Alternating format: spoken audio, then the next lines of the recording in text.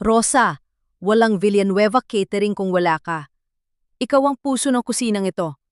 Tignan mo ito, ang bagong 10 taong kontrata para sa ospital. Sa wakas, secured na ang lahat ng pinaghirapan natin. Iyan ang mga huling salita ni Eduardo na nagdala sa akin sa langit bago niya ako dinala sa impyerno. Habang hawak ko ang folder ng kontrata, naramdaman ko ang init ng luha sa aking mga mata. Pagkatapos ng 25 taon ng pagtitiis sa harap ng nagbabagang kalan, pagkatapos ng mga gabi na natutulog ako sa ibabaw ng mga sako ng bigas para lang masigurong maayos ang paghahanda ng pagkain para sa mga pasyente, sa wakas ay narito na kami. Sa totoo lang, akala ko ay ito na ang sagot sa lahat ng aking mga panalangin. Numiti ako kay Eduardo, ang lalaking sinamahan ko mula noong wala pa kaming kahit ano, kundi isang maliit na kariton ng pagkain sa labas ng gate ng ospital. But ang langit na binuo ko ay gumuho sa loob lamang ng ilang segundo. Bumukas ang pinto ng kusina ng may kalakasan. Pumasok si Celine, ang aming batang nutritionist, kasama ang 3 sanitary inspectors at ang mismong direktor ng ospital. Seryoso ang kanilang mga mukha, parang may dalang balita ng kamatayan. Sir Eduardo, Madam Rosa. Sorry to interrupt, but we have a huge crisis. Sabi ni Celine. Ang boses niya ay may halong peking takot na hindi ko napansin noon. Isang bata sa pediatric ward ang kasalukuyang nasa ICU ngayon dahil sa lugaw na galing sa kusina natin. May nakuha silang mga piraso ng basag na salamin sa loob ng pagkain. Nalaglag ang hawak ko. Dumausdos ang papel ng kontrata sa basang sahig ng kusina na dumihan ng talsik ng grasa. Hindi ako makahinga. Pakiramdam ko ay nawalan ng hangin ang buong palikid.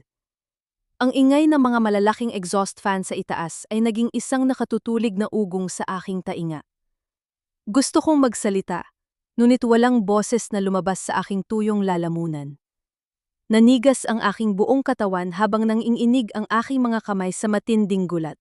Imposible yan! Sa wakas ay nabulong ko, habang nakahawak sa gilid ng stainless steel na lamesa para hindi ako mabuwal. Ako ang mismong nag-asikaso ng lugaw kaninang madaling araw. Malinis ang lahat ng sangkap. I spent my whole life protecting this kitchen, Celine. With all due respect, Madam Rosa. Ang ebidensya na mismo ang nagsasalita. Tugon ni Celine habang inilalabas ang isang tablet. Ipinakita niya ang isang madilim na video mula sa CCTV. Doon, may isang babaeng nakatalukbong nakapareho ng aking tindig at suot na duster ang pumasok sa storage room bandang hating gabi at tila may isinasabog sa mga lalagyan ng bigas. Tumingin ako kay Eduardo, nagmamakaawa ang aking mga mata na ipagtanggol niya ako. Ngunit walang pagmamahal sa kanyang mukha. Ang nakita ko lang ay ang isang malamig na ekspresyon na sinundan ng isang peking buntong hininga puno ng pagkadismaya. Rosa, paano mo nagawa ito? Sabi ni Eduardo, ang boses niya ay gumaralgal na parang nasasaktan, ngunit may talas ng isang patalim. Dahil ba sa pagsiselos mo kay Celine, idadamay mo ang mga pasyente ng ospital? Ganyan ka na ba kawalang puso para sirain ang kumpanyang binuo natin? Eduardo, hindi ako yan. Magkasama tayo kagabi. Alam mo kung anong oras ako natulog? Sigaw ko habang umaagos ang luha sa aking pisngi. Listen to me, Rosa. Let's be professional here. Mariing sabi ni Eduardo habang hinahawakan ng aking braso. Hindi ito hawak ng isang nag-aalalang asawa. Ang kanyang mga daliri ay bumaon sa aking balat, pilit akong hinihila patungo sa maliit na staff locker room sa likod ng kusina. Sumunod si Celine at sa likod niya ay isang lalaking may hawak na maliit na bag.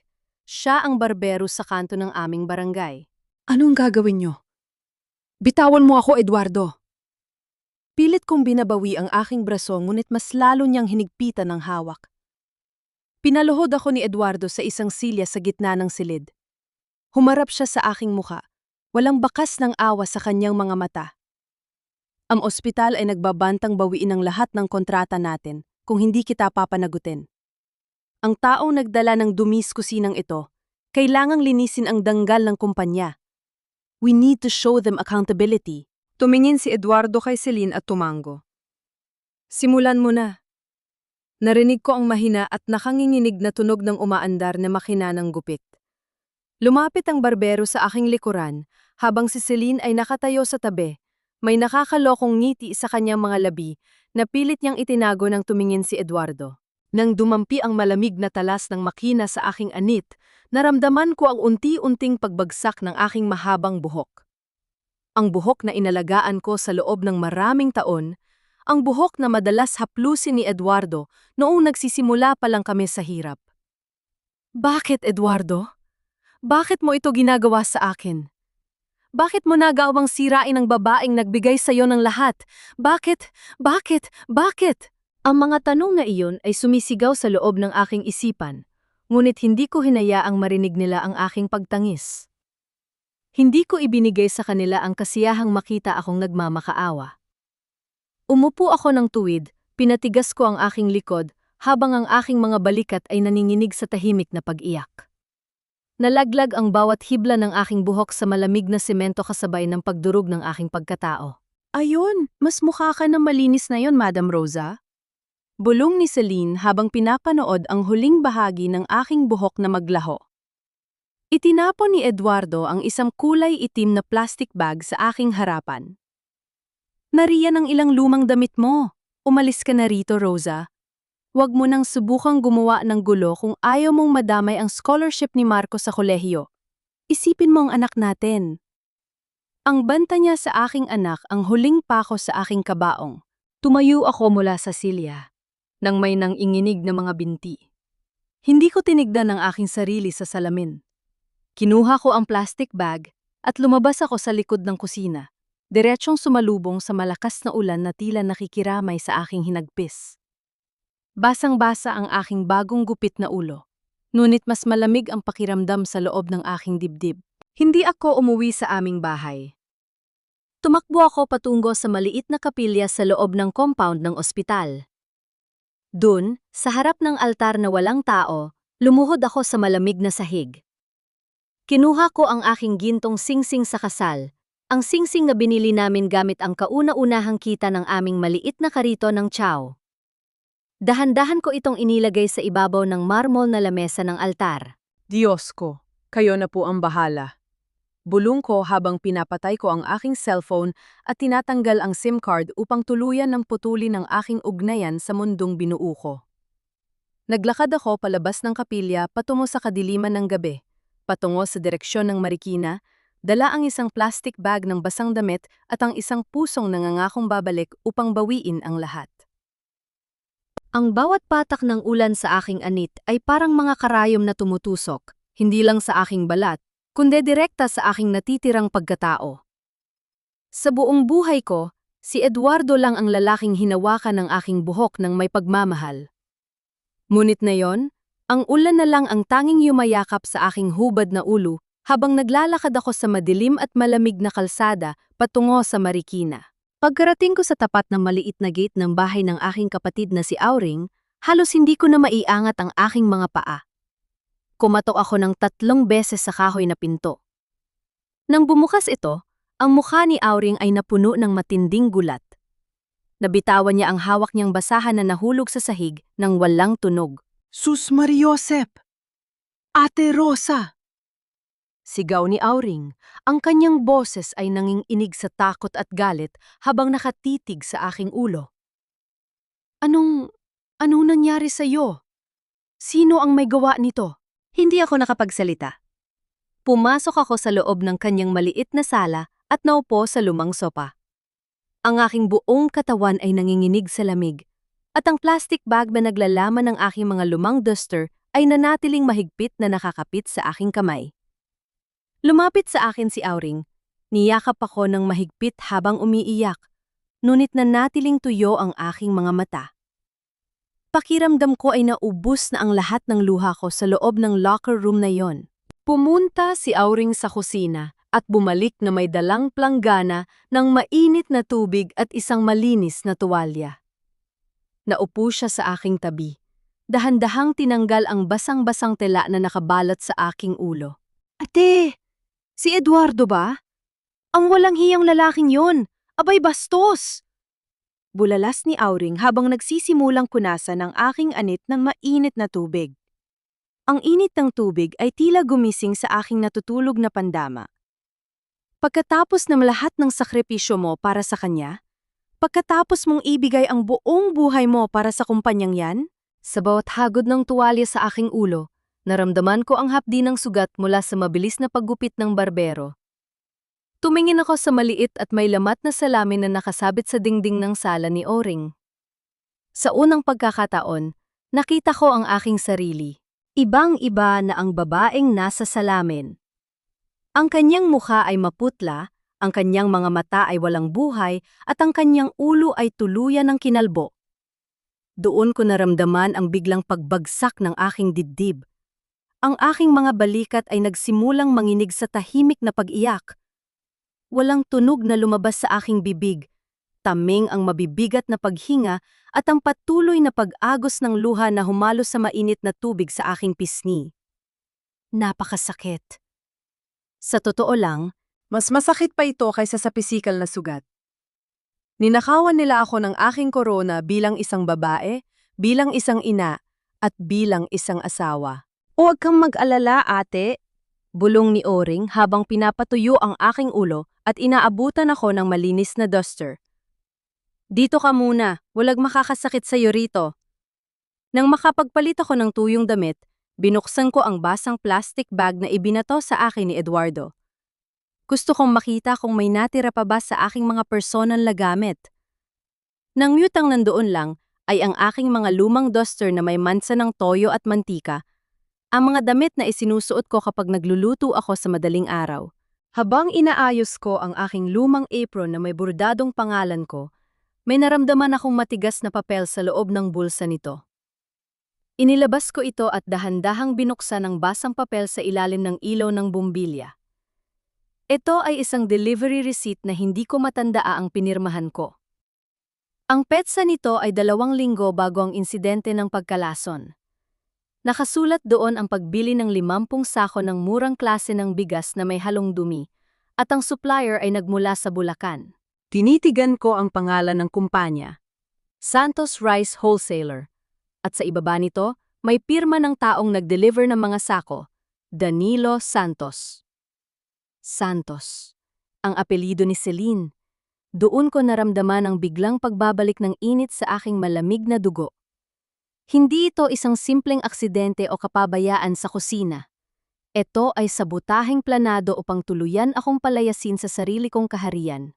Tumingin ako kay Oring, hawak ang basang papel na tila isang gintong ebidensya. Ang aking boses na kanina ay nanginginig, ay naging malamig at matalim. Auring, hindi pa tapos ang laban. Danilo Santos, ang pinsan ni Celine. Doon ko nalaman matagal na pala nilang pinaplano na patayin ako sa sarili kong kusina, ngunit hindi ko hahayaang magwagi ang kanilang kasamaan. Hindi madaling lumabas ng bahay na may nakabalot na madilim na bandana sa aking ulo. Sa tuwing dumadaan ako sa tapat ng sari-sari store sa aming barangay, nararamdaman ko ang mga mata ng mga kapitbahay na nakatitig sa akin. Bulong-bulungan dito, bulong-bulungan doon. Ang hiya ay parang isang mabigat na kadena sa aking leeg, ngunit kailangan kong maging matatag. Sa totoo lang, kung mananatili akong nakatago sa loob ng bahay ni Auring, Tuluyan nang makukuha ng 2 ahas na, iyon ang lahat ng pinaghirapan ko. Sumakay ako ng jeepney patungo sa pampublikong palengke sa Quezon City. Doon matatagpuan ang mga bodega ng bigas na dati naming pinagkukunan ng mga dekalidad na sangkap para sa aming catering business. Hinanap ko si Mang Jose, ang matapat naming supplier ng bigas sa loob ng 10 taon. Natagpuan ko siya sa likod ng kanyang bodega, abala sa pag-aayos ng mga sako. Ma'am Rosa! Gulat na bulalas ni Mang Jose nang makilala ako sa kabila ng banda ng nakatakip sa aking ulo. Balita ko sa mga tauhan ninyo. Nagkasakit daw kayo kaya bigla kayong nawala? Totoo ba ang tsismis? Mumiti ako ng pilit, pinipigilan ang sarili kong ilabas ang galit. Iho, medyo masama lang ang pakiramdam ko nitong mga nakaraang araw. Pero pumunta ako rito para magtanong. Inilabas ko ang lukot na resibo na nakuha ko sa aking lumang apron. Kilala mo ba ang Santos Rice Wholesaler? Tumingin sa paligid si Mang Jose. Tila sinisigurong walang nakikinig sa aming usapan bago lumapit sa akin at bumulong. Naku, Ma'am Rosa, iyan ba? Isang buwan bago kayo umalis, pinatigil ni Sir Eduardo ang pagbili ng bigas sa akin. Sabi niya, may nakita siyang mas murang supplier. Pero alam ng lahat dito sa palengke na ang Santos Rice Wholesaler ay pagmamay-ari ng pinsan ni Celine, ang bago ninyong nutritionist. Naramdaman ko ang malamig na hangin na dumaan sa aking likuran. Ang pinsan ni Celine? Opo, ma'am. Si Danilo Santos. At ang masama pa, hindi maganda ang reputasyon ng bodegang yon. Kilala sila sa pagbebenta ng mga lumang bigas na hinaluan ng chemical para magmukhang bago. Marami na silang naging reklamo sa ibang restaurant, kaya nagtaka talaga ako kung bakit doon lumipat si Sir Eduardo. Ngayon ko lang nalaman, mukhang may iba silang plano. Kumuyom ang aking mga palad sa loob ng bulsa ng aking jacket. Malinaw na ang lahat. Hindi lang basta nagkamali si Eduardo sa pagpili ng supplier. Sinadya nilang ipasok ang bulok na bigas na yon para magkaroon ng dahilan na isabotahe ang aking kusina at tuluyan akong mapatalsik. At ang lahat ng ito ay ginawa nila habang nakangiti sa aking harapan araw-araw. Nagpasalamat ako kay Mang Jose at mabilis na lumabas ng bodega. Habang naglalakad ako sa gilid ng kalsada, naramdaman ko ang biglaang pagyan ignang lumang cellphone na ipinahiram sa akin ni Auring sa loob ng aking bulsa. Nang tignan ko ang screen, nakita ko ang pangalan ni Marco. Mabilis ko itong sinagot. Marco, anak, kumusta ka? Tanong ko. Ang aking boses ay napuno ng pag-aalala. Ang boses ni Marco sa kabilang linya ay basag, humihikbi at puno ng takot. Sorry po. Tinatawagan kita ngayon ng palihim. Anong nangyari, anak? May ginawa ba sa iyo ang papa mo? Ang aking puso ay nagsimulang tumibay sa kaba. Pinuntahan ako ni Papa dito sa dorm kanina, ma. Nalaman niya na tinatawagan ko si Tita Auring para kumustahin ka. Kinuha niya ang aking wallet at sabi niya kapag nalaman pa niyang nakikipag-usap ako sa iyo, ipapakancel niya ang enrollment ko sa nursing school. Ma, isang semester na lang ang natitira sa aking pag-aaral. Natatakot ako na hindi ako makapagtapos. Ang bawat salita ni Marco ay parang isang kutsilyong sumasaksak sa aking dibdib. Ginamit ni Eduardo ang kinabukasan ng sarili naming anak para lang patahimikin ako. Ginamit niya ang pangarap ni Marco para protektahan ang kanyang sariling kasamaan. Huwag kang umiyak, anak. Bulong ko habang pinipigilan ko ang aking sariling mga luha na pumatak sa gitna ng mataong kalsada. Makinig ka sa akin. Gawin mo kung anong gusto ng papa mo. Huwag mo muna akong kakausapin, ha? Huwag kang mag-alala sa akin, okay lang si mama. Pero ma, paano ka? Bago pa matapos ni Marco ang kanyang sasabihin, biglang naputol ang linya ng telepno. Nang tignan ko ang screen, wala ng signal. Nanatili akong nakatayo sa gilid ng maingay na kalsada, hawak ang tahimik na telepno, habang ang matinding galit ay unti-unting lumalagablab sa aking buong katawan. Hindi ko kayang tiisin na ang sarili kong anak ay namumuhay sa takot dahil sa kasamaan ng kanyang sariling ama. Kaya naman, kahit alam kong mapanganib, nagpasya akong makipagkita kay Marco. Naghintay ako sa isang maliit na sari-sari store malapit sa gate ng kanyang universidad, nakasuot ng malaking salamin at bandana upang walang makakilala sa aking muka. Pinanood ko ang pagdaan ng mga jeepney at ang ingay ng mga estudyanteng nagtatawanan. Mga bagay na dati ay napakasimple. Ngunit ngayon ay parang napakalayo na sa aking buhay. Nang makita ko si Marco na naglalakad habang panay ang tingin sa kanyang likod, mabilis ko siyang tinawag. Agad siyang lumapit at niyakap ako ng mahigpit. Naramdaman ko ang panginginig ng kanyang mga balikat. Iho, pasensya ka na kung kailangan pa nating magkita ng palihim. Bulong ko habang hinahaplos ang kanyang likod. Ma, natatakot ako para sa'yo, sabi ni Marco. Ang kanyang mga mata ay puno ng pag-aalala. Sabi ni Papa, babantayan niya ang bawat kilos ko. Mumiti ako sa kanya upang ibalik ang kanyang lakas. Huwag kang matakot sa papa mo. Makinig ka sa aking payo. Hindi mo kailangang pumili sa aming dalawa. Ang gusto ko lang ay mag-aral ka ng mabuti at maging isang mahusay na nurse. Ngunit may isang bagay na kailangan kong hilingin sa'yo. Bilang intern sa ospital, may access ka sa mga logbook ng mga pasyente, hindi ba? Tumango si Marco. Opo ma, pero para saan po? Gusto kong tingnan mo ang mga pangalan ng 8 pasyente na sinabi ni Celine na nalason ng lugaw natin kaninang madaling araw ng insidente. Huwag kang gagawa ng ingay. Sapat na ang makuha mo lang ang kanilang mga pangalan at admission records. Nag-atubili si Marco, ngunit nang makita ang determinasyon sa aking mga mata, tumango siya. Sige po ma, gagawan ko ng paraan sa shift ko mamaya. Bago siya umalis, hinawakan niya ang aking kamay. Ma, may isa pa po akong nalaman tungkol kay Celine. Nung isang araw, nakita ko siyang umiiyak sa chapel ng ospital habang may kausap sa telepono. Galit na galit ang kabilang linya tungkol sa mga bayarin. Bayarin? Tanong ko. Opo, ang nanay pala niya ay may malubhang sakit na Alzheimer's at kasalukuyang nakatira sa isang napakamahal na pribadong pasilidad sa Bulacan. Napakalaki ng gastusin niya buwan-buwan at si Celine lang ang nagbabayad ng lahat. Kaya pala desperado siyang makuha ang mga komisyon mula sa mga bagong supplier ng ospital upang tustusan ang gamot ng kanyang ina. Sa totoo lang, nakaramdam ako ng kaunting kirot sa aking puso.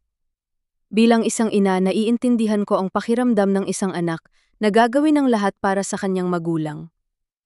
Ngunit hindi kailanman magiging sapat na dahilan ang pagmamahal sa pamilya upang sirain o tapakan ang buhay ng ibang tao nang walang kalaban-laban.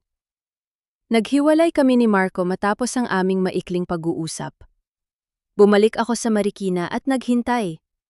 Ang bawat oras ng paghihintay ay parang isang taon sa bagal.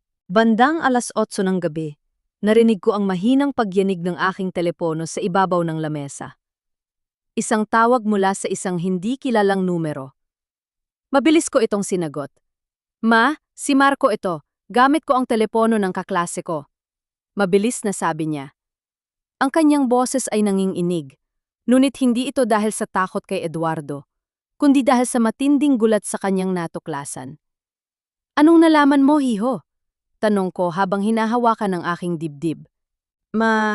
May malatsing mali sa mga records ng mga pasyenteng sinasabing nalason. Nakuha ko ang listahan ng walang pangalan mula sa pediatric ward. At ano ang nakasulat? Lahat ng 8 batang yon nakasulat sa discharge book na 3 araw pa silang nakauwi sa kanilang bahay bago pa mangyari ang insidente ng pagkalason sa kusina natin. Ibig sabihin, wala silang kinain na lugaw mula sa atin nung gabi na pinalayas ka ni Papa. Nalaglag ang aking panga.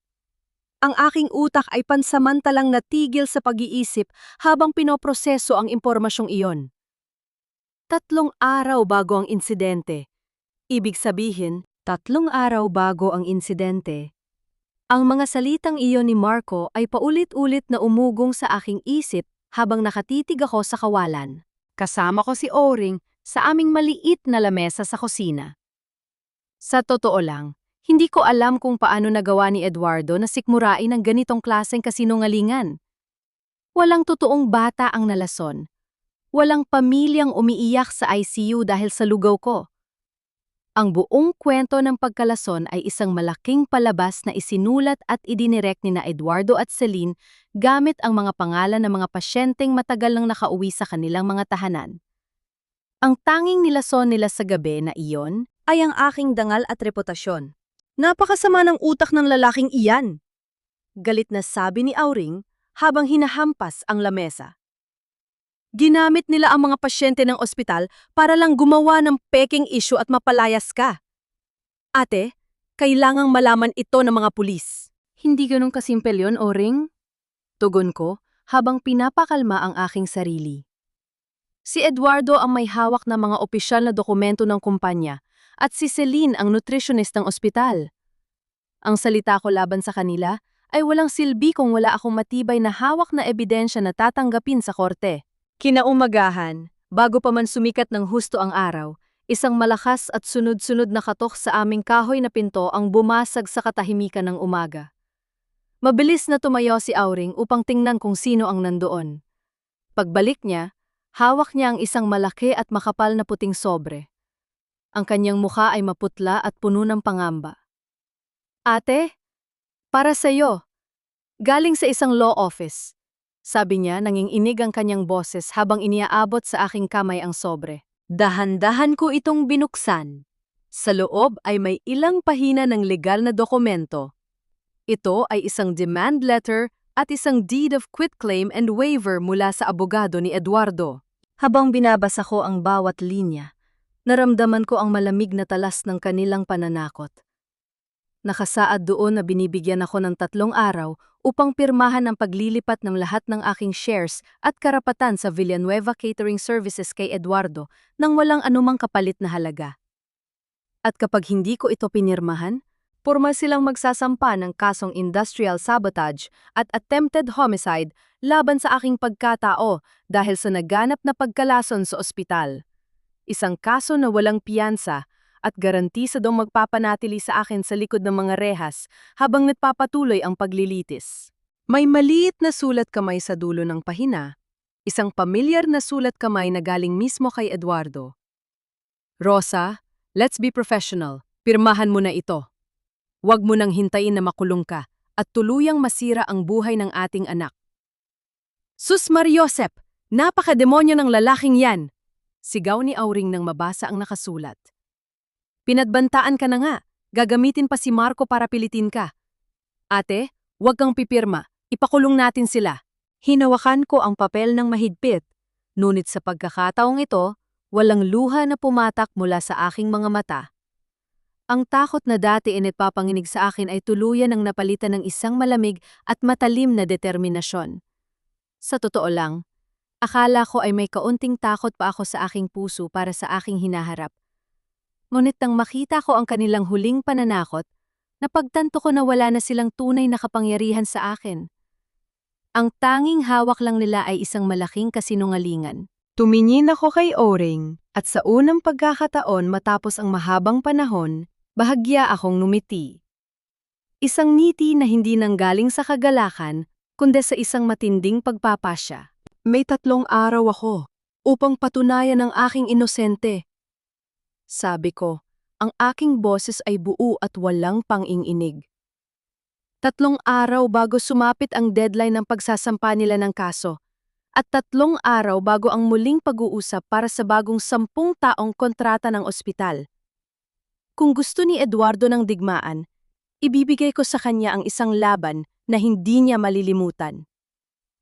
Bumalik ako sa ospital ng gabing yon na nakabalot sa dilim, suot ang aking itim na jacket at ang bandana na nagtatago sa aking kalbong ulo. Pamilyar ako sa bawat sulok ng gusaling ito.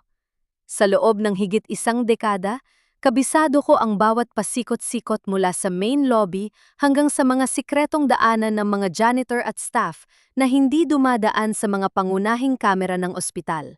Ang layunin ko ay ang maliit na security monitoring room sa basement. Doon naka-duty si Mang Carding, ang pinakamatandang security guard ng ospital. Noong nakaraang taon, nang maospital ang kanyang asawa dahil sa matinding komplikasyon sa bato, ako ang palihim na nagbayad ng kanyang mga gamot dahil alam kong hindi sapat ang kanyang maliit na sweldo. Sa kultura nating mga Pilipino, ang utang na loob ay hindi basta-basta nakakalimutan. At umaasa ako na nananatili ang kabutihan sa puso ni Mang Carding. Dahan-dahan kong itinulak ang mabigat na bakal na pinto ng security room. Bumumad sa akin ang mga kumukurap na ilaw ng mga monitor at ang pamilyar na bulto ng matandang gwardiya. "Mang Carding," mahina kong tawag. Napatalon siya sa gulat at agad na humawak sa kanyang batuta. Ngunit nang tanggalin ko ang bahagi ng aking maskara, nanlaki ang kanyang mga mata. "Diyos ko po, Ma'am Rosa, ano po ang ginagawa ninyo rito? Delikado po! Ipinag-utos ni Sir Eduardo na hulihin kayo kapag nakita kayo sa paligid ng ospital." "Kailangan ko ang tulong mo, Mang Carding." Lumapit ako sa kanya, ang boses ko ay puno ng pag-asa at desperasyon. Alam ko ikaw ang naka-duty nung gabi na pinalayas nila ako. Sabi ni Celine na kuha niya ang CCTV footage ng storage room na nagpapakita na ako ang naglagay ng salamin sa lugaw. Ngunit alam natin pareho na hindi totoo yon. Mayroon bang ibang camera na hindi nila alam? Tumingin si Mang Carding sa pinto. Tila sinisigurong walang ibang nakikinig bago siya bumuntong hininga ng malalim. Ma'am Rosa, hindi ko po kayang sikmurain ang ginawa nila sa inyo. Napakabuti ninyo sa asawa ko. May isang lumang kamera sa pinakadulong sulok ng bodega na hindi nakakonekta sa main system dahil akala nila ay sira na ito. Ngunit gumagana pa ito at nagre-record ng hiwalay. Itinago ko ang kopya ng video bago pa man mag-imbestiga si Sir Eduardo kinabukasan. Kumuha siya ng isang maliit na itim na USB mula sa bulsa ng kanyang uniforme at isinaksak ito sa isang lumang laptop na nasa ibabaw ng kanyang desk. Panoorin po ninyo, ma'am. Nanginginig ang boses ng matanda habang pinipindot ang play button. Nakatitig ako sa maliit na screen. Ang oras sa video ay nagpapakita ng 1:45 ng madaling araw, ang eksaktong oras bago mangyari ang lahat ng gulo. Sa loob ng madilim na bodega ng bigas, may dalawang anino na pumasok. Inaabangan ko na lumitaw ang mukha ni Celine. Sa isip ko, siya ang nag-isip ng lahat ng ito. Siya ang ahas na nanlinlang sa aking asawa, ang ambisyosang babae na ginamit ang kanyang kabataan upang bulagin si Eduardo. Ngunit nang tumama ang ilaw mula sa labas sa mukha ng unang tao na pumasok, naramdaman ko ang pagtigil ng pagtibok ng aking puso. Hindi si Celine ang nangungguna. Si Eduardo. Sa video, malinaw na ipinapakita na si Eduardo ang mismong gumamit ng kanyang personal na access card upang buksan ang pintuan ng bodega. Hawak niya sa kanyang kanang kamay ang isang maliit na plastic bag. Si Celine ay nakatayo lamang sa kanyang likuran, nagmamatyag sa paligid. Dahan-dahang binuksan ni Eduardo ang malaking taldero ng lugaw na nakahanda para sa kinaumagahan at walang pag-aalin lang ang ibinuhos ang mga basag na salamin mula sa hawak niyang bag sa loob ng pagkain ng mga pasyente. Napahawak ako sa aking bibig habang unti-unting nadudurog ang aking kaluluwa. Ang asawa ko, ang lalaking pinagsilbihan ko, ang mga kamay na kasama kong nagtulak ng kariton 25 taon na ang nakalipas. Ang mga kamay ring iyon ang mismong naglagay ng lason sa aking kusina. Hindi siya nalinlang ni Celine. Hindi siya biktima ng pang-aakit. Siya ang mismong utak ng sarili kong pagkawasak. Bakit niya gagawin ito sa sarili naming kumpanya? Bulong ko sa hangin. Ang aking mga luha ay naguunahang pumatak, hindi dahil sa lungkot, kundi dahil sa matinding panlulumo sa katotohanan. Ma'am Rosa? Mahinang sabi ni Mang Carding. Puno ng awa ang kanyang mga mata. May narinig po ako nung isang linggo. Nag-aaway sila ni Celine sa may fire exit. Umiiyak si Sir Eduardo. Narinig ko siyang nagmamakaawa sa isang tao sa telpo, tungkol sa isang malaking utang sa isang kasino sa Parañaque.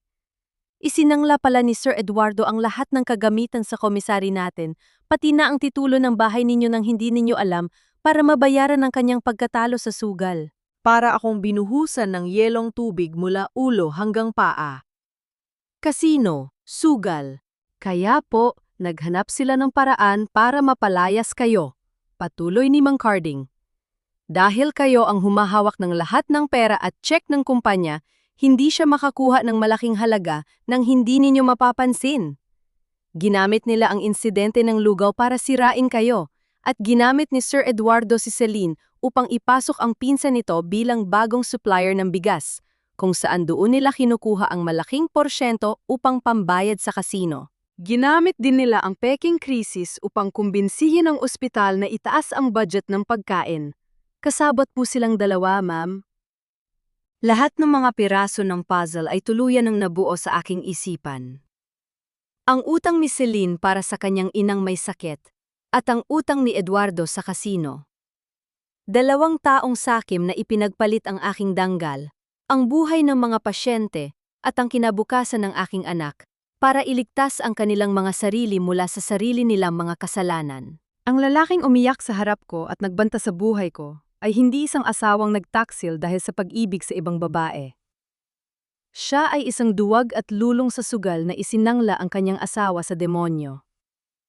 Isinukso ko ang USB sa loob ng aking bulsa nang napakahigpit hanggang sa bumaon ito sa aking palad. Salamat, Mang Carding. Hinding-hindi ko makakalimutan ito. Aalis na sana ako. Ngunit biglang nanigas si Mang Carding. Napatitig siya sa monitor na nakatutok sa labas ng hallway malapit sa security room. May mga hakbang ng matigas na sapatos na naglalakad palapit. Sa monitor, nakita ko ang bulto ni Eduardo. Ang kanyang muka ay salubong, tila nag-iinspeksyon sa kalagitnaan ng gabi. Carding, bakit nakabukas ang ilaw mo dyan sa loob? Sinong kausap mo? Ang boses ni Eduardo ay umalingaw-ngaw mula sa labas ng pintuan. Bago pa man makasagot si Mang Carding, narinig ko ang pamilyar na pagkalansing ng mga susi sa madilim na pasilyo na sinusundan ng pagpihit ng doorknob ng kwartong kinaroroonan ko. Ang pagpihit ng seradura ng pinto ay tila naging hudyat ng paghinto ng aking paghinga. Mabilis na itinulak ako ni Mang Carding sa ilalim ng kanyang malaking bakal na mesa, kasabay ng pagharang niya ng kanyang sariling katawan sa direksyon ng pintuan. Binalot ako ng matinding kadiliman sa ilalim ng desk, yakap-yakap ang aking mga tuhod habang nakakapit ng mahigpit sa USB na nasa aking bulsa. Bumukas ang pinto. Naramdaman ko ang malamig na hangin mula sa pasilyo na pumasok sa loob ng maliit na kwarto. Sino ang kausap mo rito, Carding? Kanina pa kita naririnig mula sa labas. Umalingaw-ngaw ang boses ni Eduardo. Ang kanyang tono ay puno ng hinala at awtoridad. Sir Eduardo, magandang gabi po. Mabilis na tugon ni Mang Carding, pilit na pinapasigla ang kanyang nanginginig na boses. Wala po, sir. Kausap ko lang po ang asawa ko sa cellphone. Nagpapasundo po kasi. Masama raw po ang pakiramdam. Nakita ko mula sa maliit na siwang ang makintab na itim na sapatos ni Eduardo na humakbang palapit sa mesa. Huminto ito ilang pulgada lamang mula sa aking muka. Pinigilan ko ang aking paghinga, pilit na pinapakalma ang mabilis na pagtibok ng aking puso na pakiramdam ko ay rinig na rinig sa buong kwarto. 3:00 na ng madaling araw, Carding. Siguraduhin mo lang na nakatutok ka sa mga kamera at hindi sa asawa mo. Wala akong binabayaran para magtelebabad. Malamig na utos ni Eduardo. Naglakad siya pabalik sa pinto, ngunit bago siya tuluyang lumabas, huminto siya. Amoy ulan dito sa loob. May pumasok ba na galing sa labas? Wala po, sir. Ako po yan. Naiwang bukas ang bintana kanina sa guardhouse, kaya nabasa ang uniforme ko. Mabilis na palusot ng matanda. Narinig ko ang mabigat na pagbuntong hininga ni Eduardo bago tuluyang isinara ang pinto. Nanatili akong nakatago sa loob ng ilang minuto hanggang sa sumenya si Mang Carding na ligtas na. Nagpasalamat ako sa kanya ng paulit-ulit bago ako tumakas dumaan sa likurang pinto ng ospital, dala-dala ang nag-iisang ebidensya na magliligtas sa akin. Ngunit, ang aking tagumpay ay sandali lamang.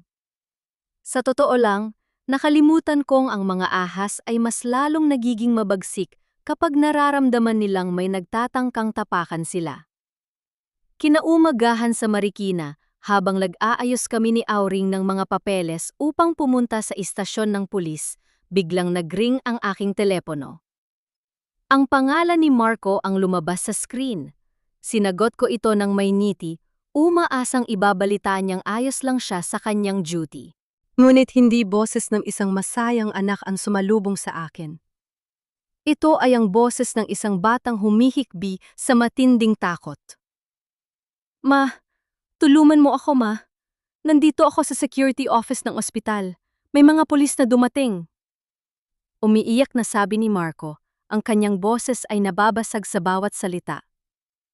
Diyos ko, Marco, anong nangyari? Bakit may pulis? Napatayo ako, nabitawan ko ang mga papeles na hawak ko.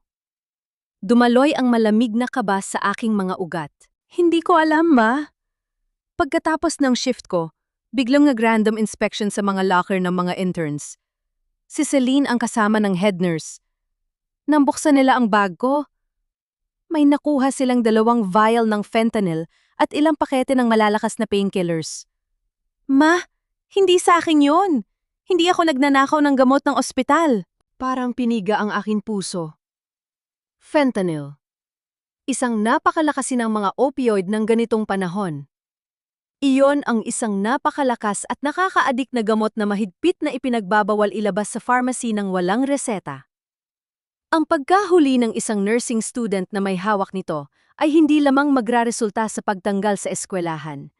Ito ay direktang pagkakulong dahil sa kasong pagnanakaw ng kontroladong droga. Bago ko pa man mapakalma si Marco, may ibang kumuha ng telepono mula sa kanya. Ang boses na sumunod ay ang boses ng lalaking minsang nangako sa harap ng altar na poprotektahan ang aming pamilya. Akala mo ba matalino ka, Rosa? Mapang-asar na bulong ni Eduardo mula sa kabilang linya. Did you really think I wouldn't find out? Napansin ni Celine kaninang umaga na may nag-access sa lumang CCTV server. At iisang tao lang ang makakaisip na puntahan ang lumang gwardiyang yon. Napakuyom ang aking mga kamao, hanggang sa bumaon ang aking mga kuko sa aking palad. Eduardo, walang kinalaman ang anak natin dito. Wala siyang kasalanan. Hayop ka? Sarili mong anak idadamay mo sa mga kasinungalingan mo. Let's be professional, Rosa. Negosyo lang ito. Malamig niyang sagot, walang kahit anong bakas ng pagiging isang ama. Nasa kamay ko ang kinabukasan ni Marco. Isang pirma ko lang sa police report, diretso sa presinto ang anak mo at sira na ang buhay niya habang buhay. But I am a reasonable man. May solusyon tayo rito. Anong gusto mo? Matigas kong tanong, pinipigilan ang aking sariling paghikbi. Ang USB na kinuha mo kay Carding. At ang pirma mo sa deed of quitclaim. Bukas ng umaga ang bidding para sa bagong 10 taong kontrata natin sa ospital. Pumunta ka, ibigay mo sa akin ang USB at pirmahan mo ang pag-alis mo sa kumpanya sa harap ng board of directors. Kapag ginawa mo yon, iaatras ni Celine ang reklamo laban kay Marco. Ito na ang pinakamamababang uri ng kasamaan na kaya niyang gawin. Pinasok nila ang gamot sa locker ni Marco para ipitin ako sa pader.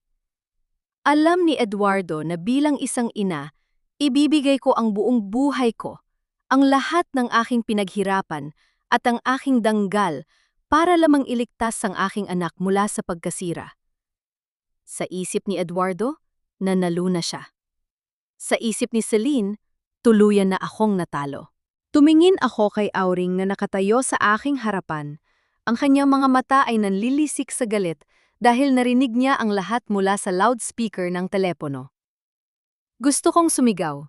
Gusto kong isumpa si Eduardo hanggang sa mamatay siya, ngunit huminga ako ng malalim.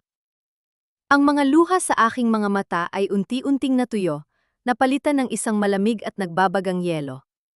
Hindi na ako ang Rosa na iiyak at magmamakaawa sa locker room. Nag-iba ang tono ng aking boses.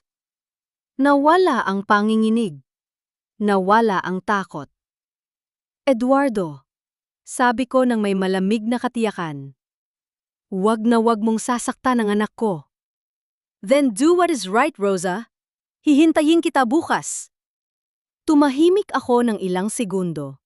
Hinayaan kong maramdaman niya ang bigat ng aking susunod na sasabihin. Magkita tayo sa bidding bukas. Pipirmahan ko ang lahat. Ang tunog ng pagpatay ng linya ng telpono ang naging huling kompas ng aming usapan. Isang tunog na naghudyat ng simula ng katapusan para sa kanilang dalawa. Ang gabi bago ang araw ng paghuhukom ay laging nagdadala ng isang nakabibinging katahimikan. Para itong isang mahabang pag-iyak na walang tumutulong luha. Sa mga oras na iyon, habang inihahanda ko ang aking isip para sa laban bukas, alam kong hindi rin makatulog si Eduardo. Kalaunan ay nalaman ko mula sa aming matandang janitor na inabot ng madaling araw ang aking asawa sa loob ng aming lumang opisina.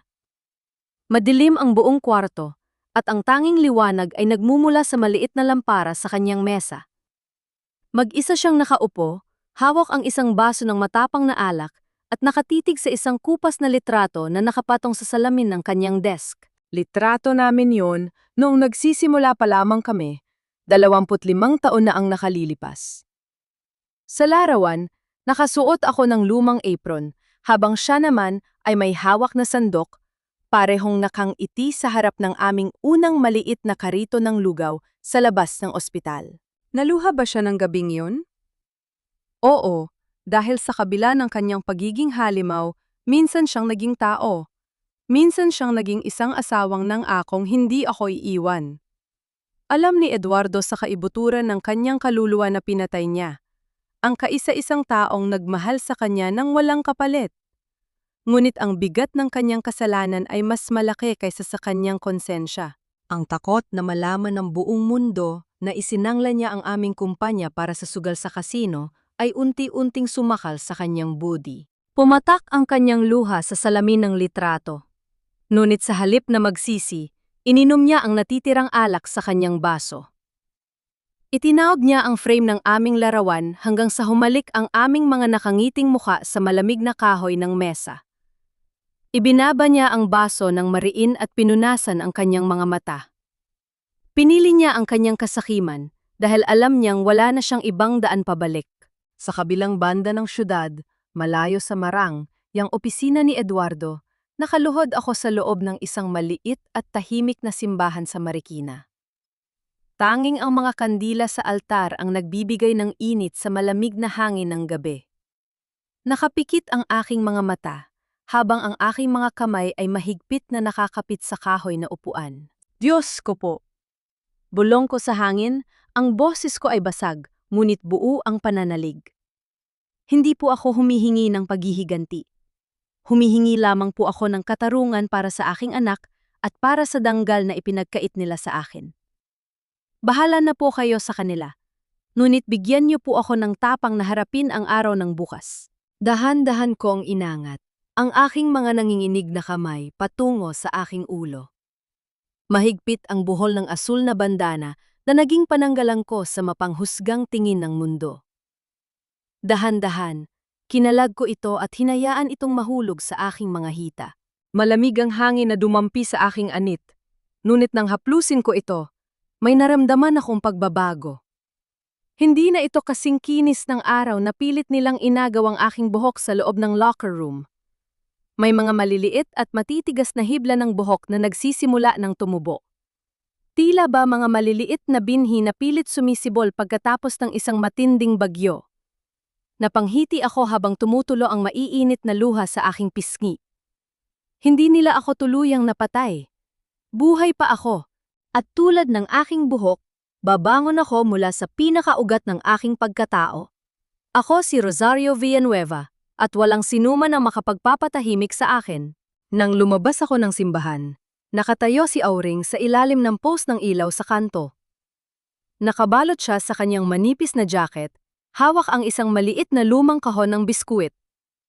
Lumapit siya sa akin nang may pagmamalaki sa kanyang mga mata. Ate, may naghanap sa iyo kanina sa bahay. Si Mang Jose galing sa palengke at may kasama siyang 2 tauhan mo galing sa kusina ng komisari. Sabi ni Auring habang iniaabot ang kahon sa akin. Mga tauhan ko? Anong ginawa nila rito ng ganitong oras? Tanong ko habang binubuksan ang takip ng kahon. Sa loob nito, walang laman kundi isang malaking nakatuping papel na medyo lukot at may mga bahid pa ng mantika sa gilid. Binuksan ko ito sa ilalim ng liwanag ng poste.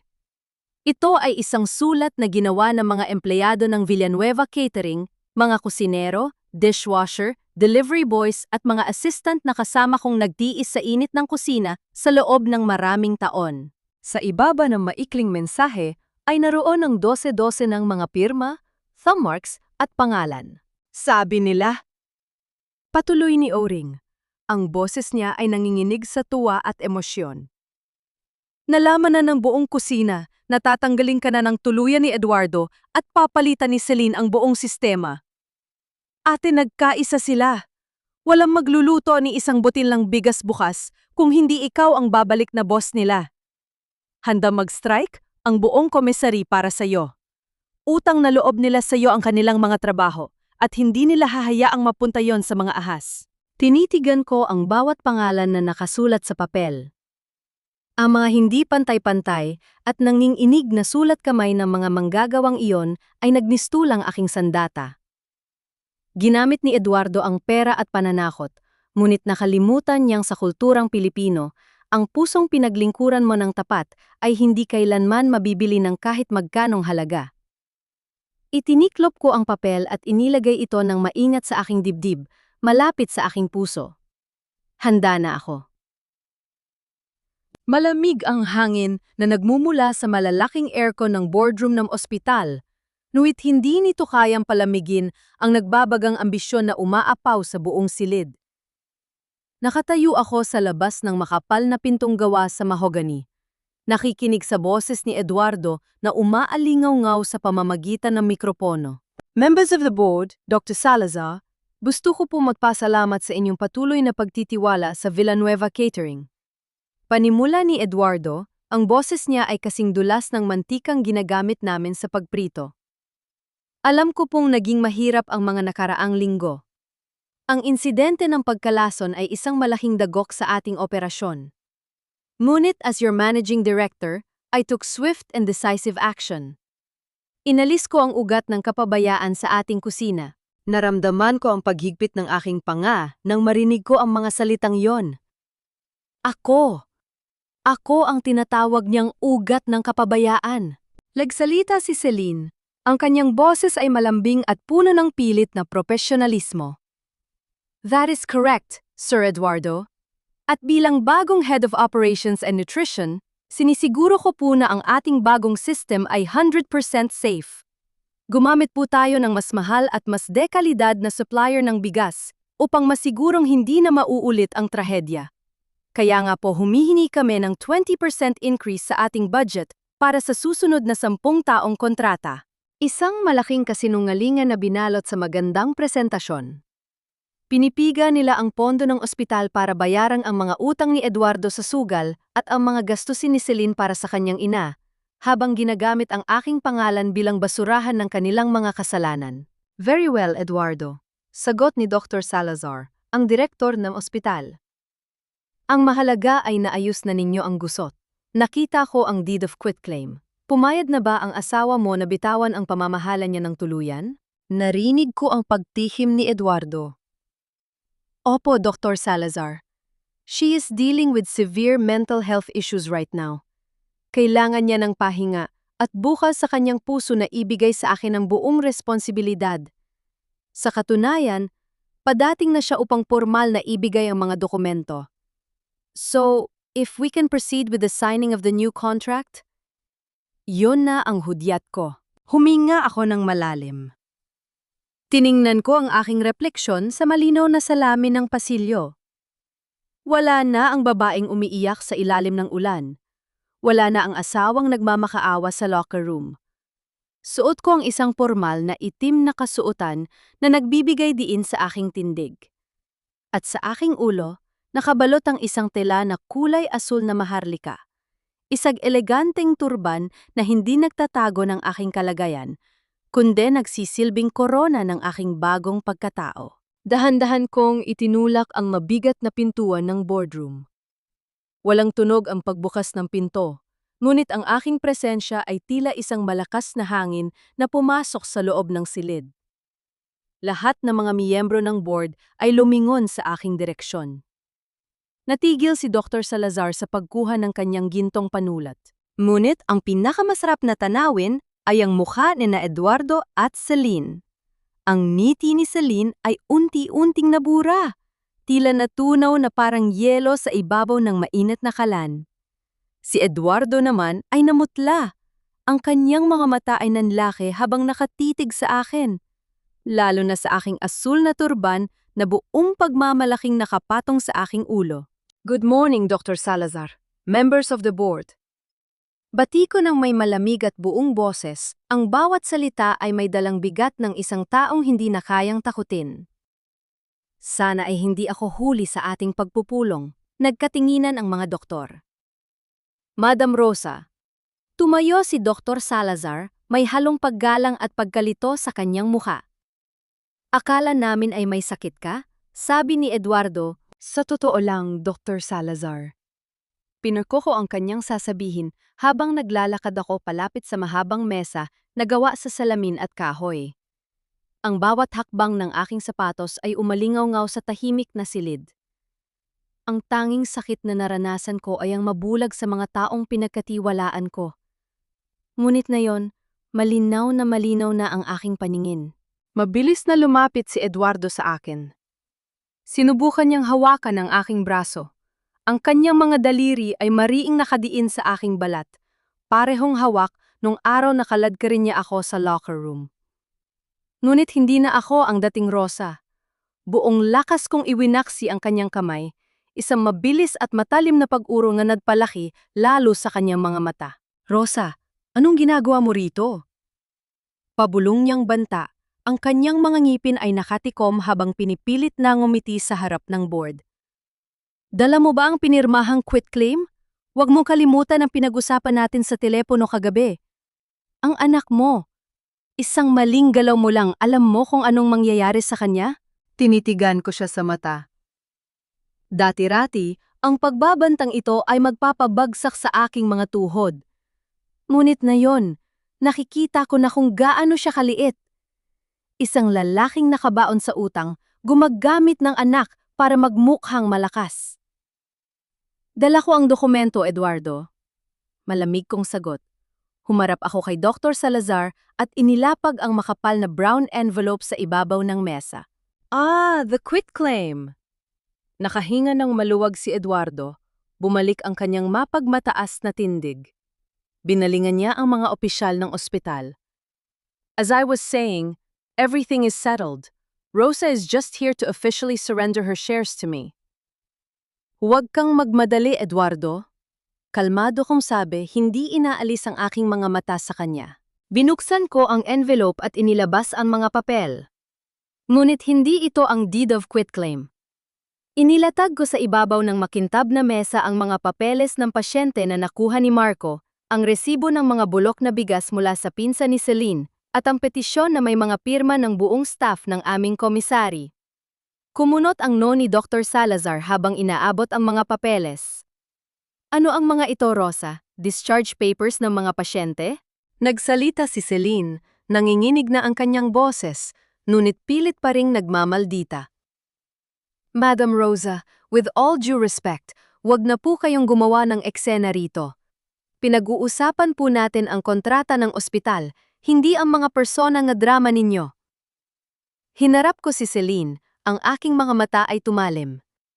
Hija, personal na drama? Ang pagpapakain ng maruming bigas sa mga pasyente para lang pambayad sa utang ng nanay mo sa isang nursing home, yun ba ang tinatawag mong profesionalismo? Gumuho ang kulay sa mukha ni Celine. Napaatras siya na parang sinampal ng isang malamig na kamay. Paano mo nalaman? Ano ang ibig sabihin nito, Eduardo? Madiing tanong ni Dr. Salazar, ang kanyang tinig ay nagsimula ng mag-iba. Ang paggalang ay napalitan ng matinding pagdududa. Ayon sa mga dokumentong ito, ang 8 bata na sinasabing nalason ay 3 araw nang nakauwi sa kanilang mga bahay bago pa mangyari ang insidente sa kusina. At ang supplier ng bigas, Danilo Santos, Celine, apelido mo ito. Dr. Salazar, please, pakinggan niyo ako. Nagsimulang magpanik si Eduardo. Lumapit siya sa direktor, ang kanyang mga kamay ay sumenyas ng pagtanggi. Gawa lang po ni Rosa yan. Tulad ng sinabi ko, wala na siya sa katinuan. Ginamit niya ang anak namin para magnakaw ng mga record. Nakita ng mga guard si Marco na may dalang illegal na droga kaninang umaga. Siya ang sumisira sa ospital na ito. Ginagamot pa rin niya ang barahan ni Marco.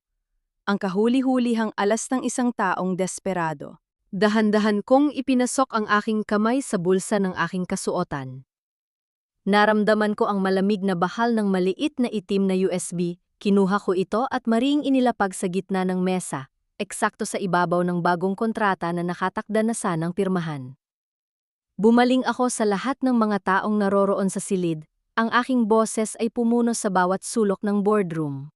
Gusto ninyong malaman kung sino ang tunay na lason sa kusinang ito? Bago kayo pumirma, pakiusap, tingnan muna ng Board of Directors ang special menu na inihanda namin para sa araw na ito.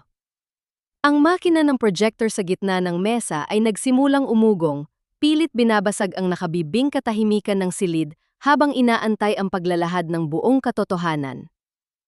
Ang mga araw na sumunod sa pagpupulong sa boardroom ay dumaan na parang isang mabilis na ipo-ipo. Nagwawalis ng lahat ng dumi na matagal nang nakatago sa ilalim ng aming kumpanya. Naging laman ng mga lokal na pahayagan at balita sa radyo ang eskandalo sa Villanueva Catering. Hindi nagtagal, tuluyan nang nag-file ng bankruptcy ang kumpanyang ipinangalan sa aking asawa. Dahil nakapangalan kay Eduardo ang lahat ng utang sa kasino at ang mga isinanglang kagamitan, siya ang naiwang sumalo ng lahat ng galit ng mga taong pinagkautangan niya. Huling balita ko, Nakakulong na siya habang naghihintay ng paglilitis, hindi lamang mula sa kaso ng ospital, kundi mula rin sa mga sindikato ng sugal na naghahabol sa kanyang buhay. Ang marangya niyang buhay ay nauwi sa isang malamig at masikip na selda. Si Celine naman ay agad na tinanggalan ng lisensya bilang nutritionist. Ang lahat ng perang naipon niya mula sa panloloko ay naglaho na parang bula dahil ginamit ito pambayad sa piyansa at tuluyan siyang nabaon sa mas malaking utang. Nang hindi na niya mabayaran ang Maranyang nursing home, inilipat ang kanyang ina sa isang pampublikong pasilidad at siya ay naiwang nagtatago mula sa mga taong kanyang tinalikuran. Isang mapait na katotohanan na ang kasakiman na ginamit niya upang isalba ang kanyang pamilya ay siya ring tuluyang sumira dito. 4 na buwan ang lumipas pagkatapos ng unos. Malamig at presko ang simoy ng hangin sa Quezon City. Nakatayo ako sa labas ng parehong gate ng ospital kung saan kami nagsimulang magbenta ng lugaw 25 taon na ang nakararaan. Ngunit sa pagkakataong ito, wala na ang maliit na kariton at wala na ang takot sa aking puso.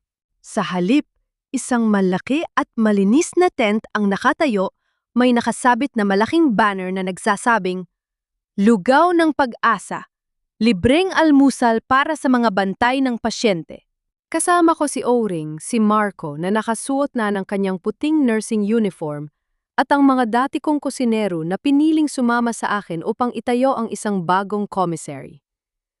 Sa tulong ni Dr. Salazar, hindi kinansela ng ospital ang pangangailangan nila sa pagkain. Ibinigay nila ang kontrata sa aming bagong kooperatiba ng mga manggagawa na pinangalan ng Rosario's Kitchen, isang pangalan na hango sa aking sariling pagkatao. Hindi na nakadikit sa apelyido ng lalaking nagtaksil sa akin. Abala ang lahat sa pamimigay ng maiinit na mangkok ng lugaw. Habang nag-aabot ako ng pagkain sa isang matandang babae na nagbabantay sa kanyang apo, numiti siya sa akin at nagpasalamat. Ang init ng mangkok sa aking mga palad ay nagpaalala sa akin ng dahilan kung bakit ko minahal ang kusinang ito. Hindi ito tungkol sa pera, kundi tungkol sa pagbibigay ng lakas sa mga taong higit na nangangailangan. Pumunta ako sa gilid ng tent upang uminom ng tubig. Sa ibabaw ng lamesa ay may isang maliit na salamin. Tiningnan ko ang aking sarili. Hindi ko na kailangang magsuot ng asul na bandana o anumang takib sa aking ulo. Ang aking buhok ay tumubo na, isang maikli at makapal na pixie cut na bumabagay sa hugis ng aking muka. Nakangiti ang babae sa salamin. Ang kanyang mga mata ay maliwanag at puno ng pag-asa. Wala na ang mga bakas ng luha mula sa malamig na locker room. Pinilit nilang ahitin ang aking buhok upang alisan ako ng danggal, upang iparamdam na ako ay marumi. Ngunit hindi nila naunawaan na ang tunay na lakas ng isang babae ay hindi nasusukat sa haba ng kanyang buhok o sa pangalan ng lalaking nakakabit sa kanya. Ang danggal ay nasa puso, sa kakayahang bumangon kahit napilit kang ibinabaon sa lupa. Pinatay nila ang lumang Rosa. Ngunit ang muling sumibol ay mas matatag, mas matapang, at hindi na kailanman muling yuyuko sa mga taong hindi marunong magpahalaga. At sa pagtatapos ng huling patak ng luha, nakita ni Rosa ang kanyang bagong simula sa salamin, hindi na bilang isang biktima ng pagtataksil, kundi bilang isang rehena ng sarili niyang kapalaran na may buong danggal. Mga mahal kong tagapakinig, maraming salamat sa pagsama sa akin sa mahabang biyahe ng buhay ni Rosa hanggang sa huling yugto ng kanyang pakikipaglaban.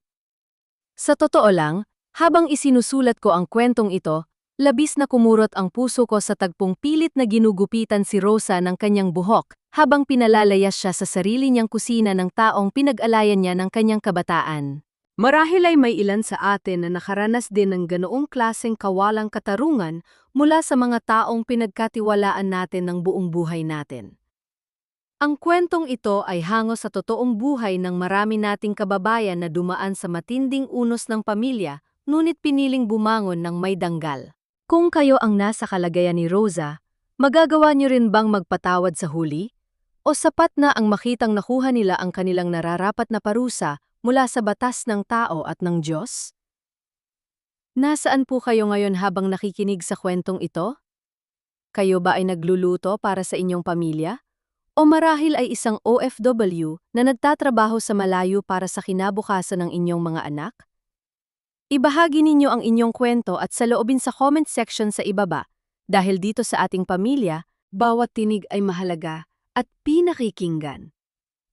huwag niyo rin sanang kalimutang i-like at i-share ang video na ito para mas marami pa tayong ma-inspire na mga kababaihan na lumaban para sa kanilang danggal. Nawa igabayan kayo ng may kapal sa bawat hakbang ng inyong buhay.